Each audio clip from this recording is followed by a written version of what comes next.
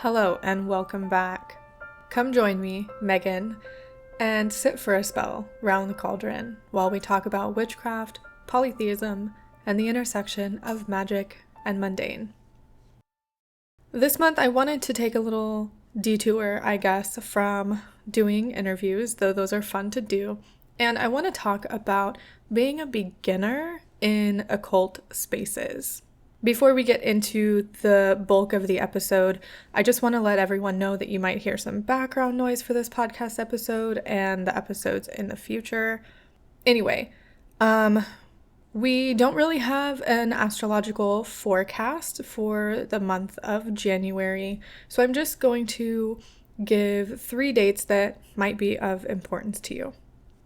The first date is January 2nd. We have a new moon in Capricorn. Mercury retrograde starts on January 14th, and on January 17th is a full moon in Cancer. As always with astrology and all of these dates, make sure that you check it with your location so you can be more specific and have the right time for whenever these events are. I also have to give a shout out to my wonderful patrons over on Patreon. I see you, I love you, thank you so much for all of your support. If you join me on Patreon, you get access to all videos and podcasts and posts before they go live. We're also still in the thick of our book club, and I know I mentioned this in the last episode, but we're still reading Braiding Sweetgrass by Robin Wall Kimmerer. So you can join me over on Patreon for as little as $1 a month at patreon.com/roundthecauldron. And I'll include at the end of the episode, if I don't forget, a few more ways that you can help support the show, because it's only through the support of others, through Patreon, through watching my YouTube videos and the ads that are on that space, donations, buying things in my shop. It's only through all of that that I'm able to continue with the podcast and with my channel, because it takes time and money to do. So it makes me very happy to know that everyone who listens to the podcast or watches the videos or partakes in any other of my content enjoys it and gets something out of it. So without further ado, let's talk about being a beginner in occult spaces. And I wanted to talk about this partly because it's a new year, we're moving into 2022, but also beginners get a bad rap in our communities a lot of the time. Through the pandemic and through COVID, beginners have popped up like weeds. People are finding witchcraft, finding the occult, finding paganism and polytheism through social media, through things like TikTok and Instagram and even YouTube. And that's fantastic. Will the momentum of all of these beginners stick around? I'm not sure. I think, some people will come to witchcraft, dabble in it for a little bit, and figure out that it's not for them, and then they will leave. And that's totally, totally fine. But I see oftentimes, and I have been guilty of some of the things that I'm going to talk about too, where beginners are dismissed, or they're infantilized, or they are talked down to. And I want to talk about how those of us in the occult community who have platforms or who are putting themselves out there to have people ask questions of them, how we're doing a disservice to beginners in the community by doing a few different things. But let's talk about what a beginner is first, because I feel like we often are obsessed with this idea of advancing in our practice or being an advanced witch and trying to move out of the phase of being a beginner as fast as possible. But I think we have a misunderstanding of what it means to be a beginner. And a lot of practitioners lump themselves together where they feel like if they don't have an understanding of very common practices within the occult sphere, like astrology, for example, then they're going to call themselves a beginner because they don't understand astrology. If that were the case, I would have to consider myself a beginner because I don't understand astrology and it just goes right over my head and it's not something I'm interested in. But being a beginner in general, I feel is someone who comes to the occult with no prior understanding of anything in the occult whatsoever. And that's fine. But I don't think we ever become advanced in a holistic sense because it's impossible to know everything. And, you know, when people think about an advanced witch, or in my head, when I first think about advanced witch, I think of someone who knows a lot about a lot of things. But that's not necessarily the case. And it's entirely possible to be a beginner at something and an advanced practitioner at something else. It's entirely possible to be like me, who has been practicing witchcraft for more than 10 years, be advanced in certain practices and a beginner in others. Your age and your amount of experience has no bearing on whether you are a beginner or an advanced practitioner. You can be 50 years old, you can be 80 years old, and still be a beginner. That's okay. You can be 10 years old or 15 years old and be advanced in some practices. That's okay too. And even if you've been practicing for 20, 30, 50 years, you're not necessarily going to be an advanced practitioner, and that's okay. I know I've mentioned in a previous episode, I don't remember which episode it was, that I'm reading Thorn Mooney's new book, The Witch's Path, A Witch's Path, The Witch's Path? It's one of those. I'm reading Thorn's new book, and it's really making me sit down and think. And I did a video on ego in practice, and that video was inspired by this book. But there is an entire section on the beginner's mind. And it is, I don't want to say revolutionizing my practice, but it's really putting me backwards and making me think about how I approach certain things. And if I put myself in that position of, okay, I'm going to imagine that I have no idea what this thing is about, and I'm going to come into it with a beginner's mind, and I am going to be excited about learning it, and it's going to be an amazing discovery, and I'm going to learn all these new things. That's priceless. Because there are so many things that I know now that I wish I could go back and relearn from a clean slate to have that excitement. And so it's okay to be a beginner. And honestly, I envy beginners sometimes, people that are coming into a new type of practice, because it's full of wonder and amazement and excitement. And yeah, I think you should read Thorn's book just because it's so great. I have already finished it, but I'm going to go back through and read it again because I think it's just that good. So, with all of that being said about beginners and beginner practitioners versus advanced practitioners, I hope all of that made sense because at this point I'm flying by the seat of my pants. I have some notes and no script today because I just didn't want to write one. I have some points about how we do a disservice to beginners. I have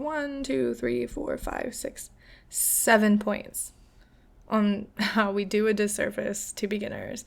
And before we get into these things, full transparency, I have done some of these things before and I'm owning up to it because I have learned in being in these spaces and talking to so many people who are beginners, who are just learning new things, what they find helpful and what they don't. And so the first thing that I want to talk about is a phrase that we all hear. Just Google it. Just look it up. Just type whatever it is that you're looking for into Google and you'll find your answer. But there's so much more to it than that.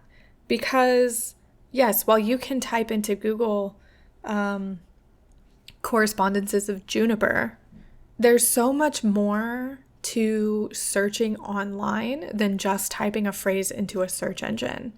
Because if someone, okay, let me figure out how to phrase this properly.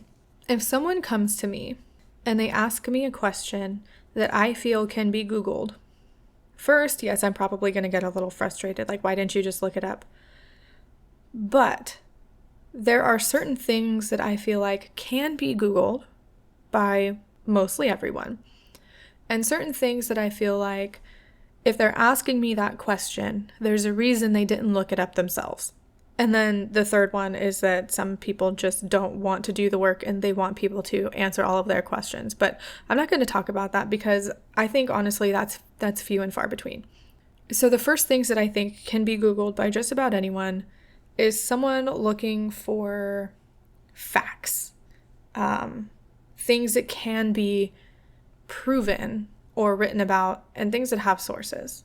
The second one is going to be things like correspondences and things that are generally more personal.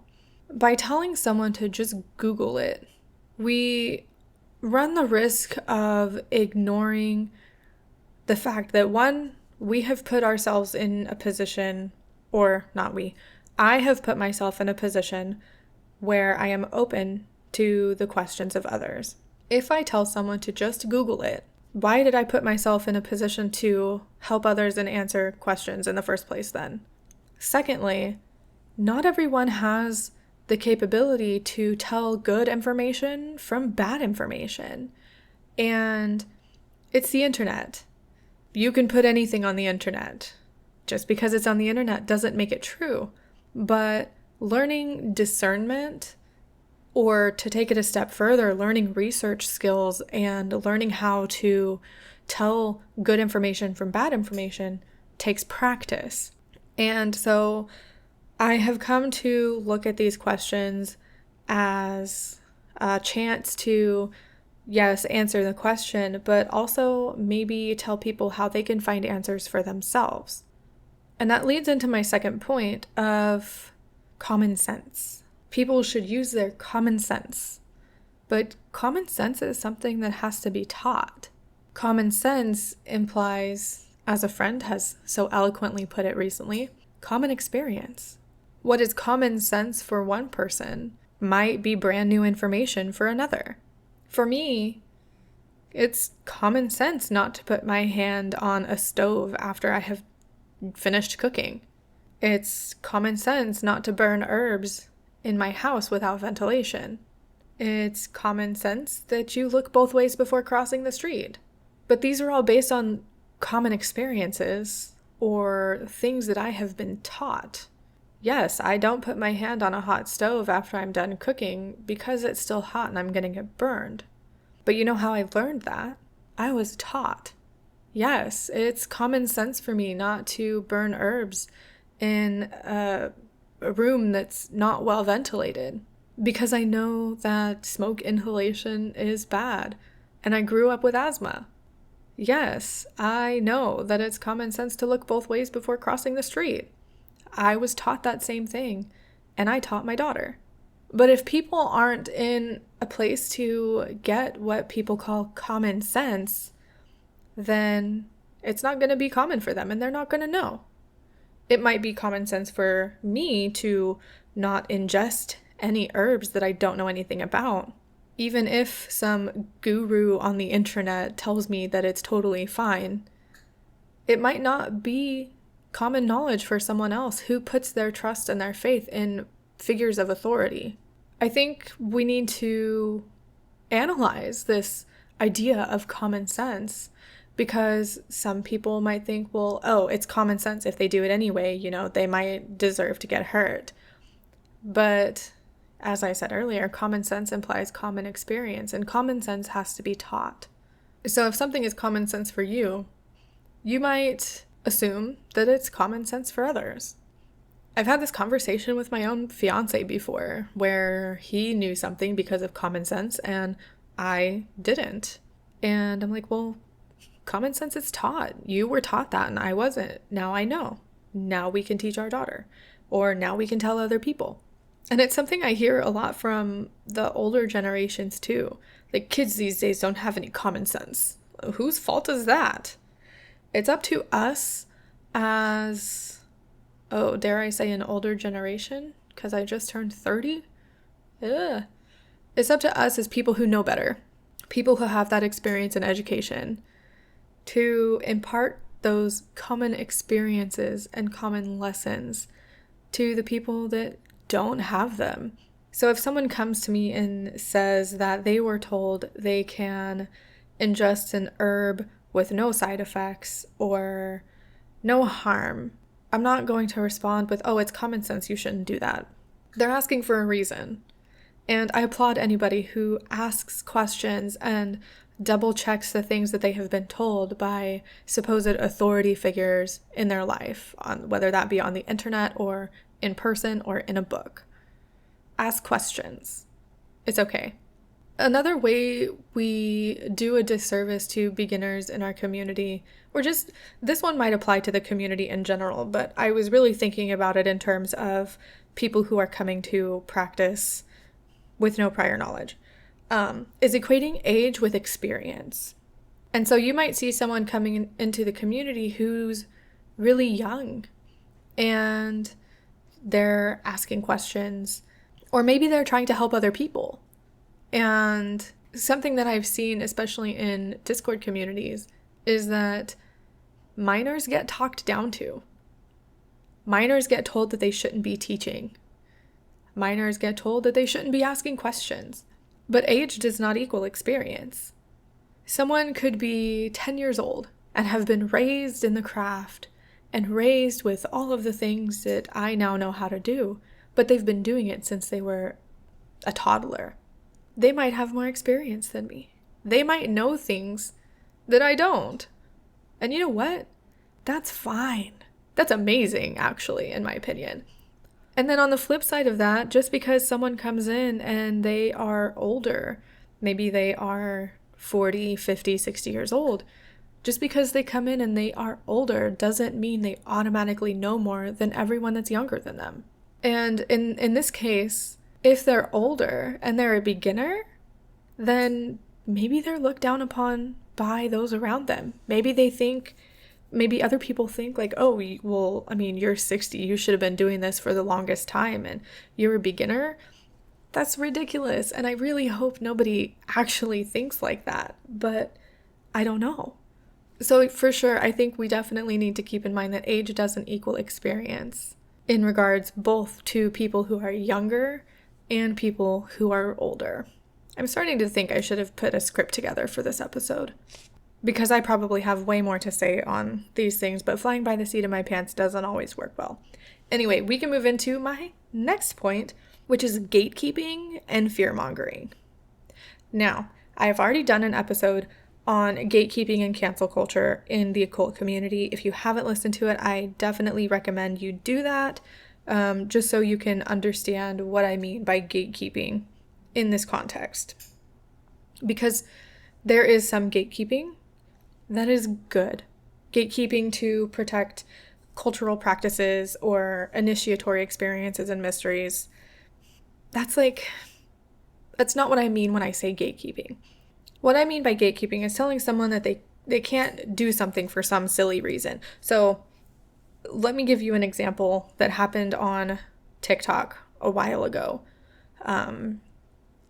Everybody on the witchcraft side of TikTok was talking about it, and it goes great with this particular topic. So what happened, and I'm learning about this, or I'm speaking about this secondhand. I didn't see the original video. I only heard people talking about it, which seems to be how things get around on TikTok. But a beginner witch, someone who had just come into the practice, made a spell jar and decided to seal it with glue. I think it might have been hot glue or super glue, but they made a spell jar and they decided to seal it with glue instead of wax. And this person's comment section was full of nasty comments about how they're not a real witch. You have to seal spell jars with wax. You can't use glue. Like, that's dumb. Blah, blah, blah, right? That's ridiculous. And that's kind of like a gatekeeping, fear-mongering mentality to tell somebody they can't seal a spell jar with what they have available to them. Someone else, I don't have a link to the video, but I remember seeing the video. Someone else shared a screenshot of a book, I believe, where it talked about sealing spell jars. And in the book, it said that they used glue to seal their spell jar. Like, historically, if people made a spell jar, they're not going to seal it with wax, especially if they're in a place where it gets hot. The wax will melt. Sealing a spell jar with glue is a fantastic way to ensure that it doesn't come open unless you want it to. And that's the only real example that I can come up with off the top of my head right now. But for beginners, unless there is some cultural or initiatory reason for information being kept from you, I would question it. Oh, the other reason that information might be considered quote-unquote gate-kept is if it's potentially dangerous. So, for example, in a lot of Discord communities that I'm in, even in my own, we don't tend to talk about blood magic or sex magic or death magic or anything like that outside of a particular channel. It's age-locked, for one. And that's because it's considered more of an advanced and dangerous practice, but also because Discord's terms of service. But anyway, there was also a video going around again on TikTok a couple months ago about someone who was getting really mad at the witches, and this person was a spiritualist, I believe. And she was telling people that they were doing things wrong and you can't use the full moon for manifestation. You have to use the full moon for magic of letting go, and it's the peak of the energy, and yada, yada, yada. And people in the comments were like, what are you talking about? Now I'm afraid that my magic isn't going to do what I want it to do because, according to you, I'm doing it on the wrong phase of the moon. Like, magic is so personal. Witchcraft is so personal that things like that, it shouldn't inspire fear in anyone, period. And that's all I'm gonna say.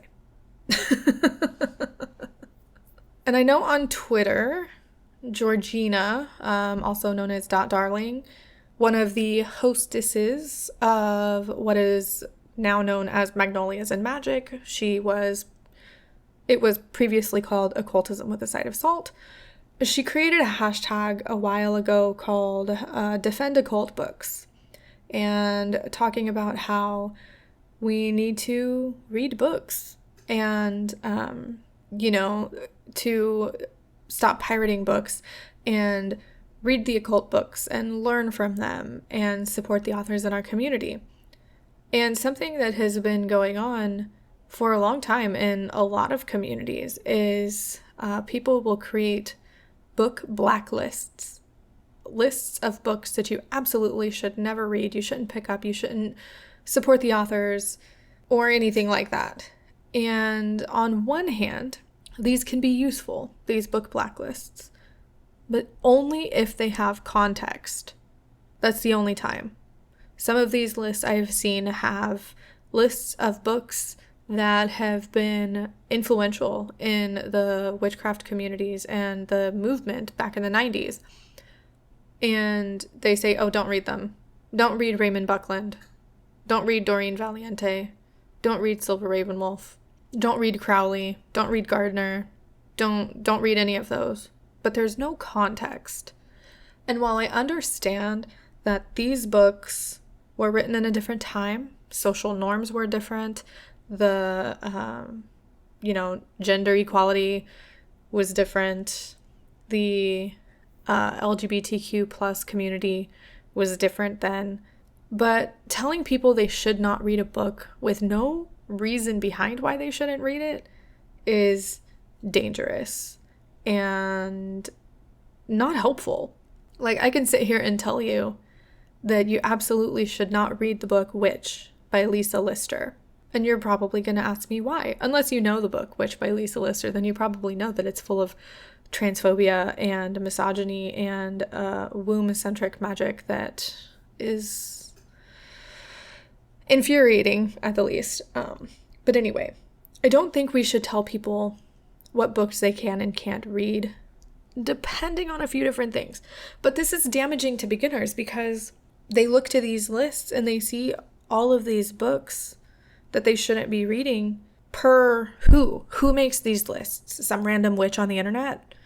When book blacklists go around and they include a lot of books without context, that's a red flag, because nobody should be telling you what to do or what not to do without a reason. I can sit here and tell you that a lot of older books by like Scott Cunningham, Gerald Gardner, even in Raymond Buckland's books, the views are very gendered. But that's how it was. And sometimes that's still how it is. And the gender binary is an interesting concept within witchcraft practices. And I don't know enough about it personally to really go in depth. But saying that you should just not read them because the concepts are gendered is, there's a word I'm looking for. I can't think of the word. It's on the tip of my tongue. Wrong. Let's just go with wrong. It doesn't help anybody. It doesn't help anybody at all. And that leads into my next point, which is we do a disservice to beginners by not standing up to people in our community who spread harmful misinformation or harmful information in general. And there's a reason behind this, and I have hinted at it before, especially as a smaller creator, when these larger creators write books or create posts on social media that have harmful information, and those creators are larger, someone speaking out about it can be shut down. I have seen people in our community get doxxed and threatened and bullied off the internet for speaking up about harmful information that comes from larger accounts. And there's definitely a difference between criticism and hatred. I never want someone to feel like it's okay to spread hate toward another person. But criticism is definitely acceptable, especially if you put yourself out there and you make public posts online, you have a podcast, you write a book, you make videos. When you put yourself out there, you're kind of inviting that criticism. You're inviting people to comment on what you're doing. It's expected, honestly. Like, I have gotten comments on some of my stuff. I have received criticism, and, I have received praise at the same time. But I'm putting myself out there for that kind of interaction, especially when I say, let me know, leave a comment. I'm asking for it, quite literally, for people to let me know what their opinions are. But when we smaller creators feel like we can't criticize larger creators because of their platform or their audience, we do a disservice to beginners in our practice. And I have spoken with my friends about this so many times, but it still makes me nervous because I'm not trying to be doxxed. I have a child. That's entirely unsafe. My mental health, I don't think my mental health could handle it if something like that were to happen. But it's really unfortunate when people in the community who have platforms, or just people in the community in general, can't take constructive criticism about what it is that they're doing or what it is that they're saying. Maybe one day we'll move away from this as a community in general, because it's very harmful to not only beginners, but everyone else too. So maybe one day we'll move away from it, but I don't know if today is that day for me. One day I want to get comfortable enough to do that. The final point that I have, and I hope all of my points so far have made sense and haven't just sort of ran together or left you with more questions than answers. Or I don't know, sometimes more questions is a good thing. The last thing that I want to talk about is a phrase that I see all over the internet everywhere for beginners. And it's baby witch. And I, over the course of time, have grown to not like this phrase. I don't like the phrase baby witch. And the reason for this is because nobody's a baby. The word baby implies that you're helpless. You're infantilizing yourself, or, you're, I get that it's meant to say that you're brand new. You're brand new into the world of witchcraft. I understand that, but think about it this way. And I got this analogy from Olivia, the Witch of Wonderlust, on her Instagram. Nobody is a baby artist, or a baby doctor, or a baby designer, or anything like that. People don't talk about themselves like that in other communities, other hobbies or professions or whatever. And I don't know, I think there are so many better ways to describe your practice than saying that you're a baby witch. And I get that it's cute. I get that you're saying that you're brand new if you use this phrase. And I'm not going to knock you if you use it. Because if that's what you want to call yourself, more power to you. But for me, I think it does harm to the community. I think it does a disservice to the beginners by putting them in this category of newness, where they can be perceived as helpless, where they can be perceived as having zero skills at all, and needing everybody to hold their hand. Because that's what I think of when I think of the phrase baby witch. I don't know. I prefer phrases like seeker, a new seeker, or a beginner witch, or I don't know, if we want to go archaic sounding, a neophyte. That's a beginner. I just don't like the phrase baby witch. I had been asked before if I could do a whole episode on why I don't like the phrase baby witch and how I think it's damaging, but I don't think I really have much more to say about it other than that. For me, it sounds childish. It sounds infantilizing, and I just don't like it. But again, I'm not going to look at you different if you use the phrase baby witch, if you find that it describes you and your practice in the way that you need it to. And I'm not going to take you any less seriously if you use the phrase baby witch. But I'm also going to hold you to the same standard as any other beginner that uses a different phrase. So, with all of that said, and with flying by the seat of my pants and just talking about all of these points, I hope it's all made sense. I want to give some final tips for any beginners that are listening to this, which is basically everyone, because we're all a beginner at something, I promise you. But anybody who is brand new to any sort of witchcraft community or practice, I have 3 final tips for you.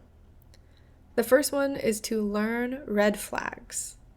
And any type of red flag will be helpful to you. Knowing any type of red flag will be helpful to you. What raises those intuitive hairs on your arms? What sounds too good to be true? What type of behaviors are red flags in one community are typically red flags in another community? One red flag that I have recently spoken about with some people on a forum that I help manage is when someone starts telling you that things have to be done a certain way. Now, this can sound like you have to snuff your candle instead of blowing it out. You have to do it that way.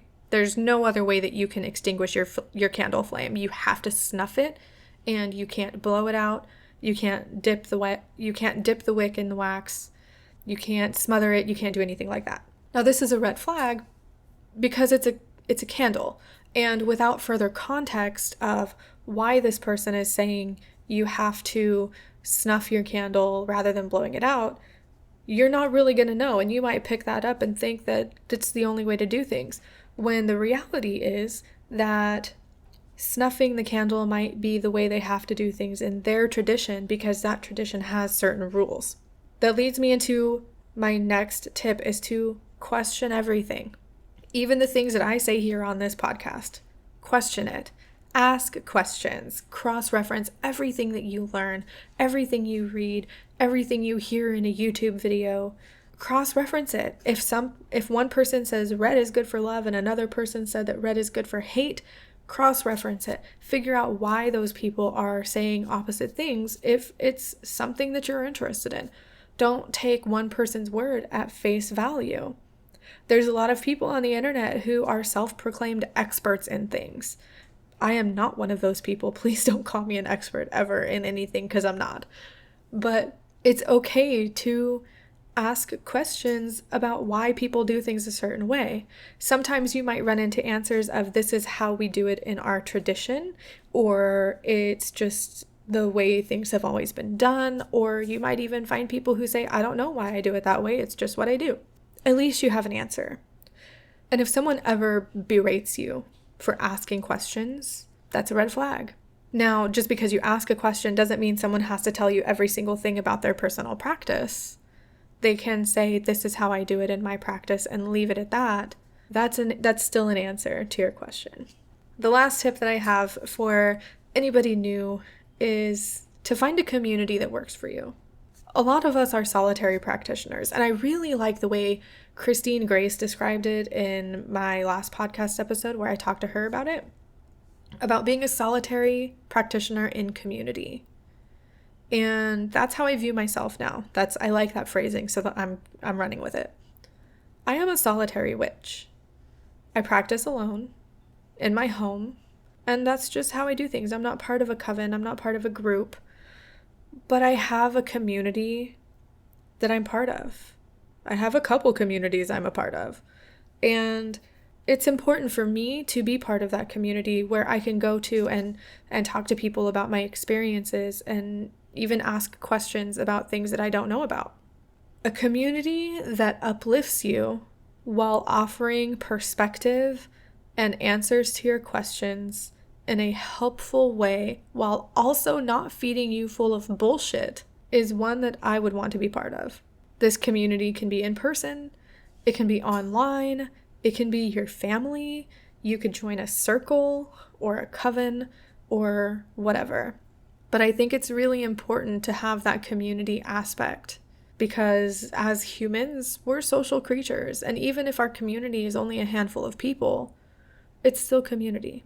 It's still people who are there to support you in your journey, and you are also there to support them in their journey. Community is so important to me, and I always recommend that people find a community that works well for them. So in all, I think that there are a lot of ways that we can handle beginners in community as people who have been here for a while. I think there are better ways we can go about sharing information or even treating people who are new to the community. So I hope this episode has given you things to think about if you're a beginner.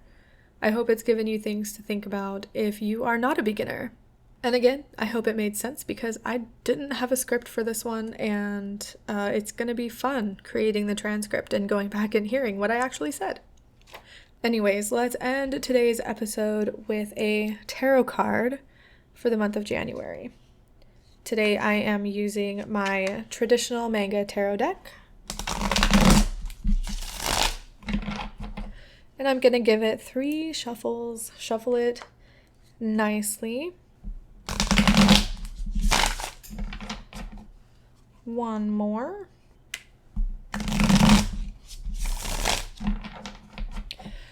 And let's see what card we pull to think about for the month of January. The Hierophant. Oh, this is the perfect card for this episode. Oh my goodness. So with the Hierophant going into January, really think about traditions and structure and why things are done a certain way. Question your teachers. Find a teacher if you don't have one and you want one. Reach out to community and know that you don't have to do it alone. But revel in the fact that you're a beginner. You're a beginner at something, I'm a beginner at something, and that's okay.